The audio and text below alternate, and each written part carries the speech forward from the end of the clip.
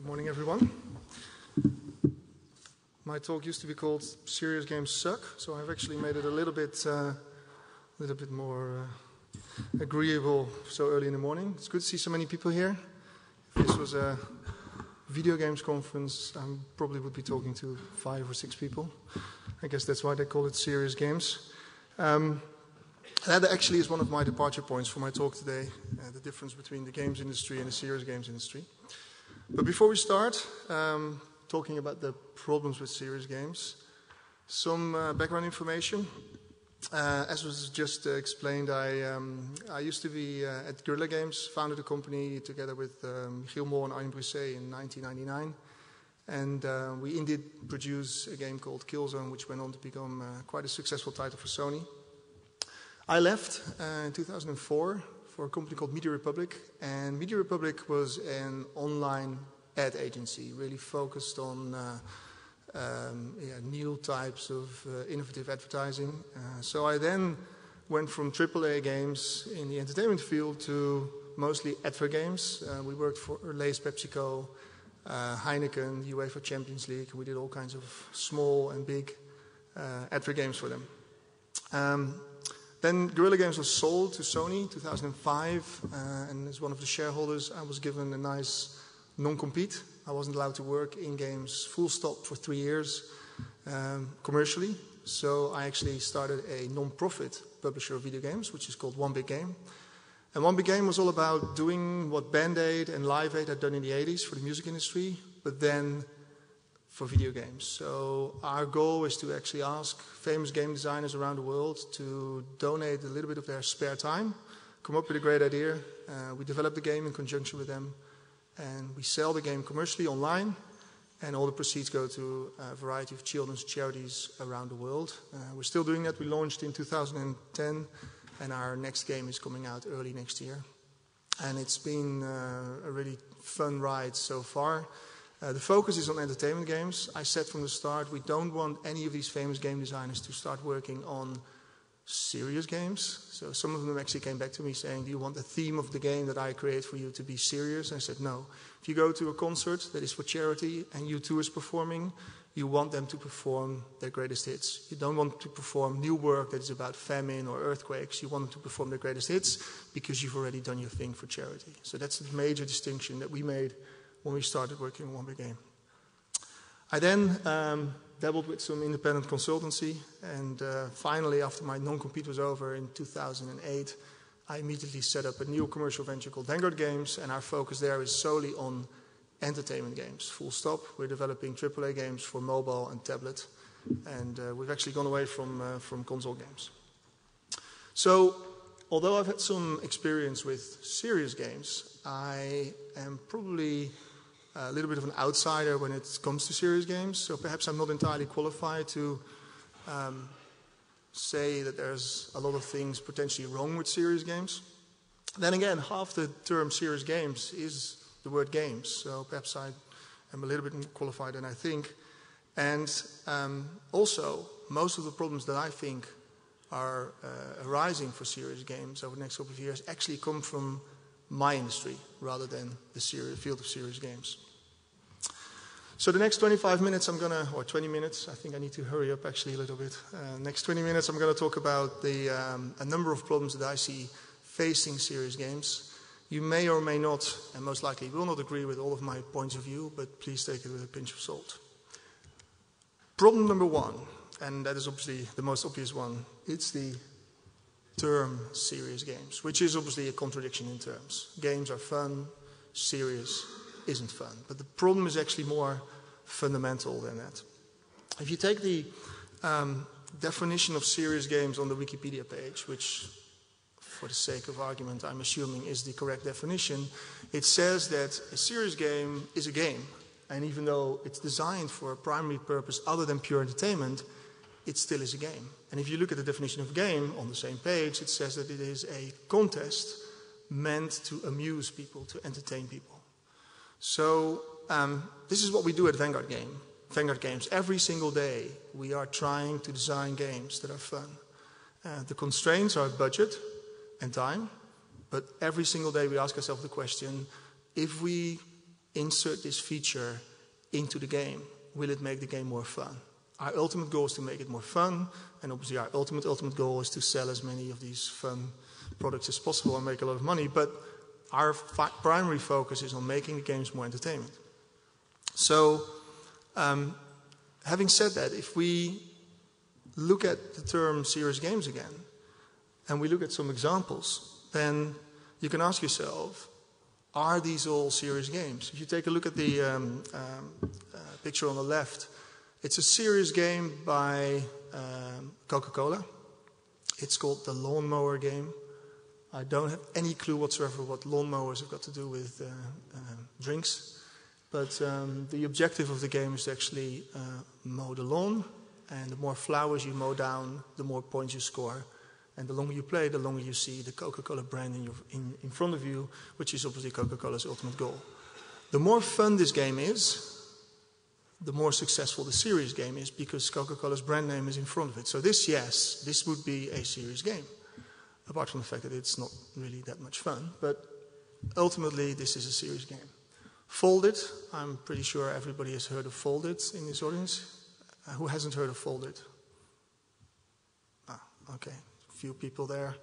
I do advise you to check it out. It's a wonderful, serious game, and it actually invites gamers across the globe to come and play this game. And the more of the puzzles they solve in the game, the more they help the scientists behind the project solve real-world puzzles in order to reach their goal. The more fun this game is, the more successful the serious game is. So again, a good example. But then consider the picture on the right. It's a flight simulator. And simulators obviously constitute quite a large amount of what we call, or what most of you guys call, serious games. But the flight simulator is not something that's fun at all. There's no missiles. There's no mini game where you can flirt with stewardesses. There's nothing that makes this simulator fun at all. Yet we call it a serious game, and I think that's a mistake. It should be called a simulator. It only uses elements of gaming in terms of visualization, but it doesn't use the core essence. It strives to be as realistic as possible, not as fun as possible. And again, we have this discussion at Vanguard every day when we make a game that is realistic or semi-realistic. Some of us argue that it should be more realistic, and then the argument ultimately comes down to, but does it make the game more fun? No, it doesn't. So we scrap the feature. In this particular case, they don't scrap the feature. They do make it more realistic because that's their ultimate goal. So why would you use the game in the first place if you're not going to make it fun at all and if that's not your goal?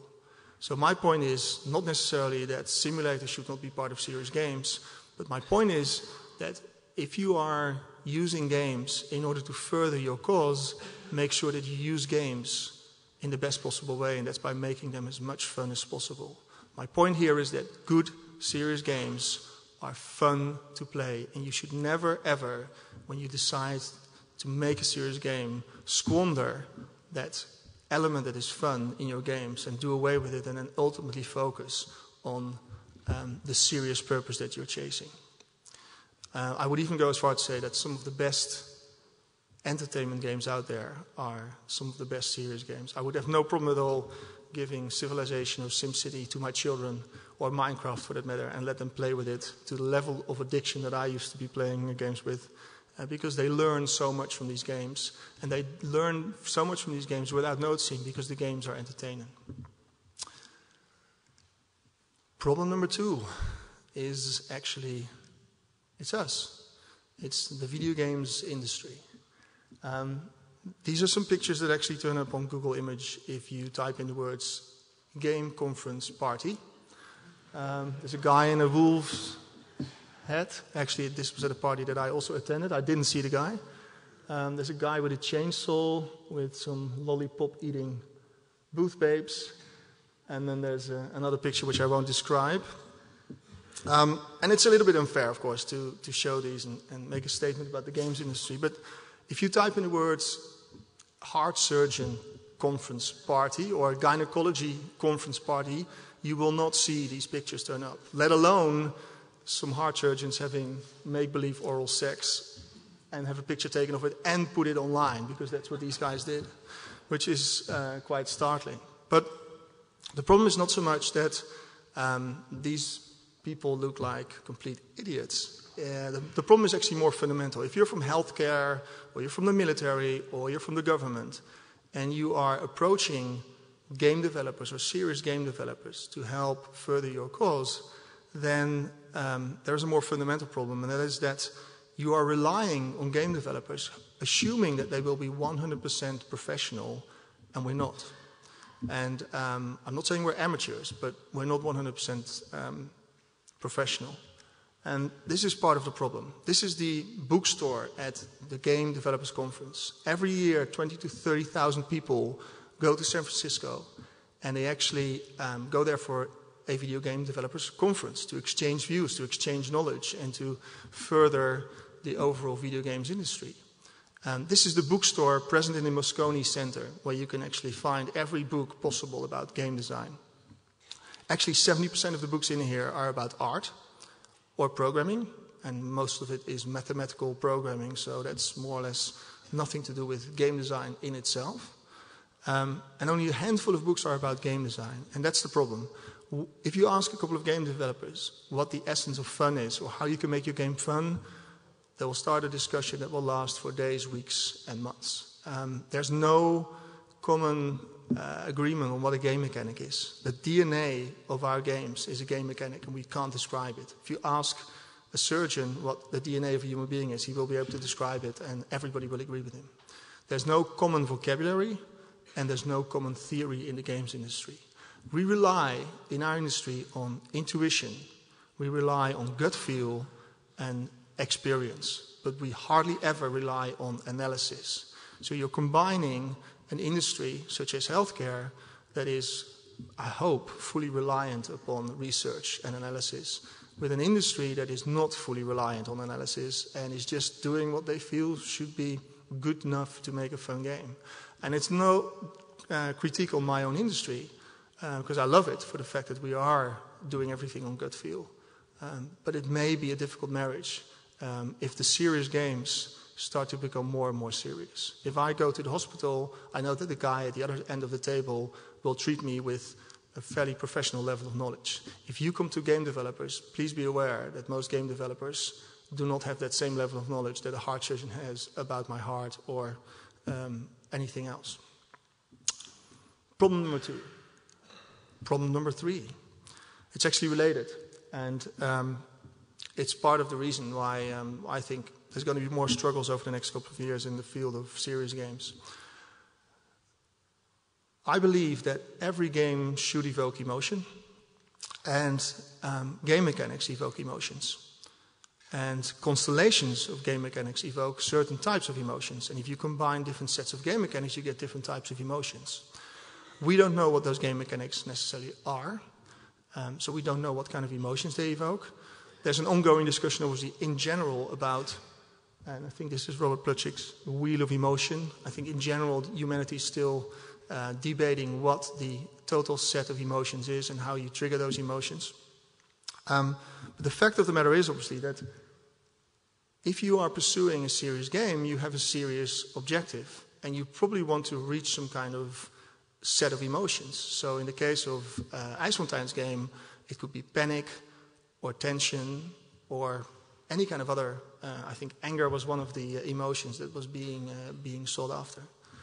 At the same time, if you're then infusing it with game mechanics and you have hardly got a clue about the relationship between game mechanics and those sets of emotions, then you might have a mismatch between those two sets of emotions, and you might end up triggering the wrong emotions in the game. I'm pretty sure Jan Willem has nailed it and has actually delivered something that is spot on, but there is a possible mismatch between certain types of game mechanics, certain types of emotions, and the ultimate objective that you follow in your serious game. Problem number 4. Problem number 4 is actually, again, related to the previous problem, and that is that most of our games are going online, and they're going online in Facebook, they're going online in browsers, they're going online on mobile devices equipped with cellular or Wi-Fi antennas. And because of that, we know exactly, more than any other entertainment industry, what our consumers are doing on a daily basis. Just as Google knows exactly what you click on when you're browsing and searching the internet, we know exactly how long you play, where you get stuck, where you die, how often you get frustrated at every point in the game. A friend of mine created a platform game a couple of years back, and he could see that people got stuck on level 4. He changed level 4, he uploaded the updates to Apple. His game was suddenly perceived as a better game because of the fact that the difficulty curve was more flat than it used to be. That's the amount of information we get. A famous company called Zynga, active on Facebook, is drawing in terabytes of data across its 300 million players on a daily basis in order to find out what makes them tick. The problem is that we are not using that data to make games more fun, even though some of the online game developers would argue that that is the case. We are mostly using it to make games more financially healthy. Because if you make a game more fun, then the outcome is that ultimately more people will play and or buy the game. But because of microtransactions, the ability to buy lots of tiny little things inside your games, you now have your tools at your disposal to make games more financially viable. And what these companies are now doing is monetizing the elements that make people buy stuff. And they are not focusing on games anymore. They treat the game as is, and they're focusing on the elements that make people buy stuff. And the problem is that those elements are negative emotions. People are willing to pay to progress through a game more quickly. So they are basically impatient, and they'll pay in order to progress through a game more quickly. People are willing to pay for revenge. People are paying for compulsiveness. They have a collection of elements, and they really, really want to make the collection complete. It's a compulsive behavior, and that's exactly what's being used to make money.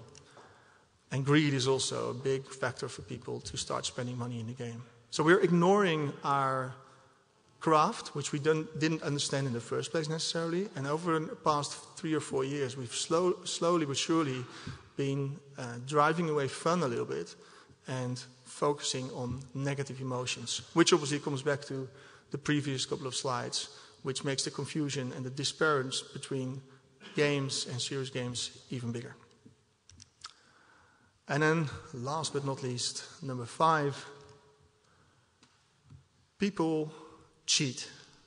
And they cheat very often. They cheat by using dope, or they cheat by breaking the rules. This is Maradona's famous handball against England, which he called the hand of God. So people cheat, and they cheat in games, whether it's sports or real games, video games.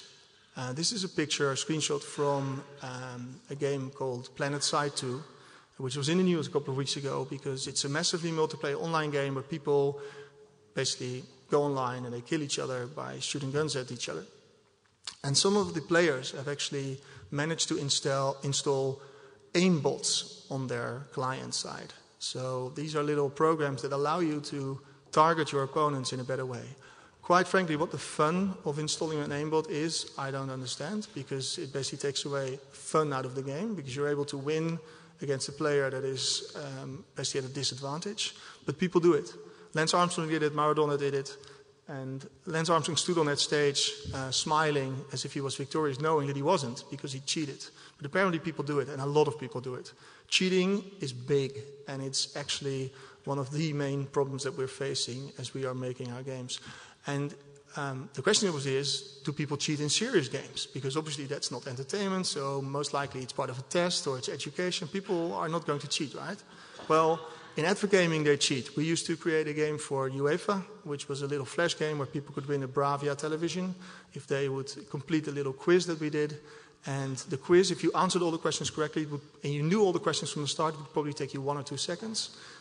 We had people uploading scores in, I think, 1,000th of a second. So they actually hacked our game in order to be able to win the Bravia TV, which is kind of obvious because you could win a Bravia television set as part of the advergaming aspect. But the fact of the matter is that people also cheat on serious games. And they don't even do it using hacks, which is active cheating, as I would call it, but they also do it by using exploits in games themselves. This is Civilization V. Again, a game I can recommend to anybody if you ever want to educate your children on the principles of evolution and civilization. But Civilization V contains a little exploit. And I'm going to try and explain it to you for those people that don't know Civilization. But in the game, you get research agreements. And research agreements actually make your empire better. And they give you a free technology after 30 turns playing in the game. So after 30 turns, you get a gift from the game. But the designers felt that if you were already researching some technologies in the game for your civilization, that the gift that they should give to you should not be one of those. It should probably be one of the technologies that you weren't researching. So clever players actually found out that if they quickly started their research on most technologies out there, they could predict which gift they were going to be given. And as soon as people find it out, they're going to use that exploit, and your game is basically going to be going in the direction that you don't want your game to be. So my point is that if you're creating a serious game and you're relying heavily on the outcome, not to be skewed or not to be biased, take into consideration that there are exploits in your game. You might not know of those exploits because this game was designed by some of the best game developers in the world. And if those exploits are being used, your results might be biased, and you need to take that into consideration. If you don't know what Kobayashi Maru means, then you're probably not a big fan of Star Trek, but this is probably the biggest fictional serious game that has ever existed. It's a flight simulator for the Starship Enterprise, which doesn't exist, but it exists in the lore of Star Trek. And Captain James T. Kirk was actually given the simulator in order to learn as a simulation or a serious game about a no-win scenario. You actually have to save the Kobayashi Maru vessel in the simulator. And it's in order to learn Space Cadets at Starfleet Academy that there is a no-win situation which you can face as a captain. He actually hacks the simulator in order to overcome the problem, and that earns him some kind of originality commendation. But yeah, the problem is that, again, serious games can and will be hacked even if it's in fiction. And this is just another example of a serious game that was recently played out over the last couple of months here in the Netherlands. These are some equations from the 500 plus or so equation model that is used to describe the economic situation in the Netherlands. I know this because I used to study economics, and I actually took this as a major. I don't know why, but I actually had to go through all 500 of them in order to learn a little bit more about the Dutch economic situation. But what it also taught me is that if you want certain outcomes to come out of this model, and you know the equations by heart, which we had to learn, you can actually make policy that actually gives you the right results. And this is obviously what political parties have done over the past couple of weeks and months here in the Netherlands. When it was election day, they actually had to give in their party political programs, and then obviously these were being calculated by the Dutch planning agency, which uses this model. But the political parties all know the model by heart. So they know more or less what to do in order to make a certain outcome come out of this model. And that's a problem because they don't play the serious game fairly anymore. They don't say, this is my ideology, this is what I think we should do, and this is what the outcome is. They go like, okay, this is the outcome. This is an outcome that I don't prefer, but it's probably going to lose me some votes, so we're going to slightly change it and make sure that the outcome is a little bit more favorable to what we want it to be. So my point again, be aware of exploits and be aware of cheaters when serious games are created. So, to round off then, the takeaway of today, all game developers are amateurs and all participants in serious games are cheats. Not necessarily so. I think it's a little bit better than that. I would say that the real takeaway is that serious games, using expertise from gaming and using expertise in the sense of making games fun, can be really, really useful. For one big game, I was at a children's hospital in LA a couple of years back, and I was talking to some of the parents of the children that were actually hospitalized, and one of them actually came up to me and she thanked me for remission, which I'm sure you've all heard of. She thanked me for all the games that had come out over the past 30 years because her son was playing those games, and it was helping him enormously in his battle against cancer. And that fact alone makes serious games more than worth everything we do, everything you do. But I think what we need to do and what we need to be aware of is that when we do create those games and when we do pursue those lofty goals, because they are lofty, then we should also keep into consideration the things I've outlined today. Beware of all the pitfalls of game design, and beware of the shortcomings of people like myself and other game developers, because we do not know everything there is to know about games in itself. Thank you very much.